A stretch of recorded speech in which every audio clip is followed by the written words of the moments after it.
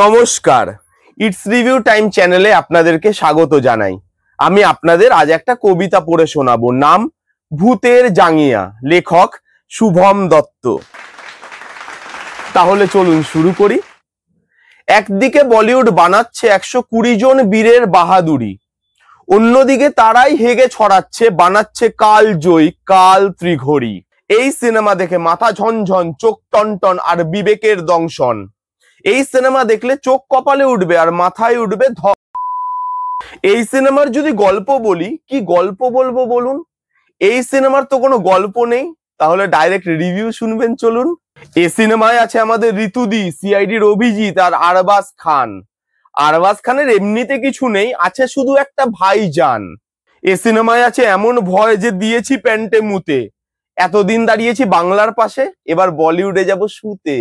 এই সিনেমার স্টোরি আর screen play এমনই তস্যবাল যে দেখলে কানের পর্দা ফাটবে, উঠবে চোখের ছাল। এ সিনেমায় কি অভিনয় সবার, ঋতুদি তো পুরো ছ্যাঁকা, বাংলায় ঠিক যেমন করে হিন্দিতে তেমনই ন্যাকা। এই সিনেমার লুক অ্যান্ড ফিল আর ডায়ালগস দেবে এমন কাঁপিয়ে, মনে হবে কোনো মানধাত্তার আমলে গেছেন এক লাফিয়ে। এই সিনেমার বিজিএম আর টেকনিক্যাল ডিপার্টমেন্ট থাক, নাই বললাম কথা। এই সিনেমা দেখলে দর্শকের পকেটে হতেই হবে ব্যথা। এই সিনেমা দেখে আমি করলাম আমার জীবনের 2.5 ঘন্টা নষ্ট। যদিও কি সিনেমা হতে চলেছে সেটা ট্রেলারেই ছিল স্পষ্ট। আপনি বলবেন হ্যাঁ সবই খারাপ, কিছুই কি নেই ভালো? একটাই ভালো, হল পুরো ফাঁকা, এই সিনেমার ভবিষ্যৎ পুরো কালো। এর পরেও যদি আপনাদের দেখার থাকে যান গিয়ে দেখুন, আমি কিন্তু না বলিনি।